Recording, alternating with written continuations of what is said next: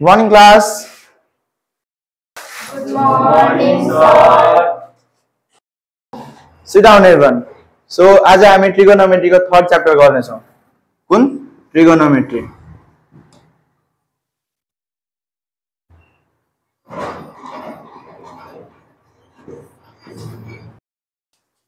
Sir यो के काम पनि लाग्छ कि एक्जाममा खाली क्वेशन बनाउन मात्र युज हुन्छ?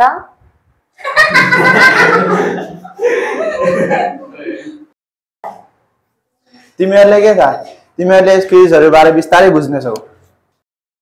सबैले भन्छन् कि काई पनि काम लाग्दैन. अनि तपाईले भन्नुहुन्छ कि काम लाग्छ. कुन कुरा सही हो? सरलाई थाहा भए पो भन्नुहुन्छ. सरलाई उहाँको सरले पढाउनु भयो, उहाँले हामीलाई अनि हामीले हाम्रो छोराछोरीलाई. अनि यो साइकल चलिरहन्छ. ल त्यसो भए आज टपिकहरु कहाँ काम लाग्छ हामी त्यही बुझौँ. Okay sir. हामीले जति पनि टपिक र फर्मुलाहरु पढ्ने गर्छौं त्यो सबै सानो कामदेखि लिएर ठूलो कामहरु गर्न टुल्सको रूपमा युज हुने गर्छ. त्यसो भए कुन टपिक बुझ्ने त सुरुमा? सुरुमा अल्जेब्राकै बुझाउने नि त सर. ल ठीक छ. त्यसो भए अब हामी अल्जेब्राको युजेस बुझौँ. अल्जेब्राको युजेस भनेको बैंकिङ र फाइनान्समा जुन इन्ट्रेस्ट, लोन, सेभिङ्सहरुलाई क्याल्कुलेसन गर्ने हुन्छ. त्यही क्याल्कुलेसनमा चाहिँ अल्जेब्राले ठूलो रोल प्ले गर्छ र करेक्ट भ्यालु चाहिँ निकाल्ने गर्दछ. सबैलाई यो कुरा थाहा छँदैछ कि अहिलेको जेनेरेसन भनेको मोडर्न टेक्नोलोजीको जेनेरेसन हो. र मोडर्न टेक्नोलोजी प्रोग्रामिङमा बेस्ड हुन्छ. र त्यही प्रोग्रामिङ भनेको चाहिँ हाम्रो अल्जेब्राको डिफरेन्ट भेरिएबल्स, फर्मुला र लजिकहरुमा बेस भएर बनेको हुन्छ. र यो कुरा भनेको अहिलेको युगमा धेरै मानिसहरुलाई थाहा भएको छैन.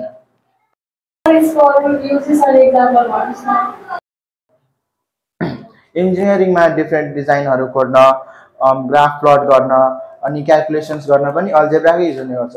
बजेट बनाउनमा पनि अल्जेब्रा युज हुने गर्दछ. कति प्रफिट भयो, कति लस भयो, त्यो सबै कुराहरु निकाल्न algebra as a tool use हुने गर्दछ. आई होप सबैले अल्जेब्रा क्विजेसहरु बुझ्यो होला. सर यो अल्जेब्रा त बुझ्यौं, तर यो ट्रिगोनोमेट्रीको साइन थीटा र कस थीटा कहाँ युज हुन्छ? राम्रो प्रश्न. सो मलाई कसैले भन्न सक्छ कि गुगल म्याप कुन प्रोसेस र टेक्नोलोजीमा युज हुन्छ? गुगल म्यापमा जीपीएस टेक्नोलोजी र नेभिगेसन प्रोग्राम युज हुन्छ. गुड.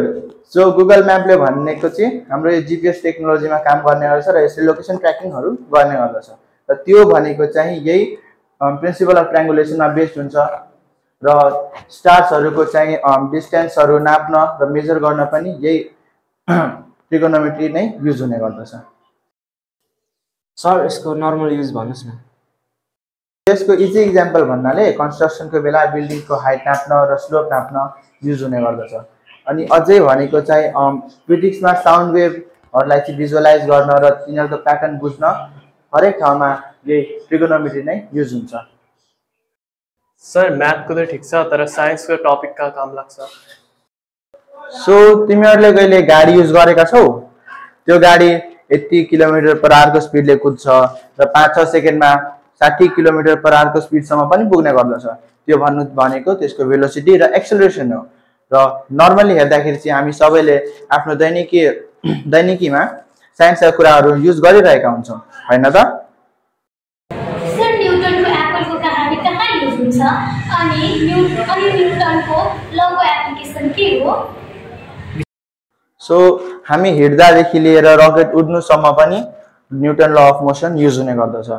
टिभी चल्ने भनेको स्याटेलाइटले गर्दा हो. अनि त्यो स्याटेलाइटले त्यसको ठाउँमा पुर्याउन र त्यसलाई एउटा निरन्तर बाटोमा हिडाउन पनि न्यूटन ल अफ मोसन नै युज हुने गर्दछ. साइन्स र म्याथ यति धेरै युज हुन्छ बुझाउनको लागि धन्यवाद सर. यो त मेरो कर्तव्य हो. म मान्छु कि थ्योरी प्र्याक्टिकल भन्दा अलि कल्ची पारेको हुन्छ, तर प्र्याक्टिकललाई सक्सिड गराउने भनेको थ्योरीले नै हो. थ्योरी सुरुमा बुझेपछि अनि मात्र प्र्याक्टिकल राम्ररी गर्न सकिन्छ. सो अब हामी ट्रिगोनोमेट्री स्टार्ट गरौँ त? यस सर.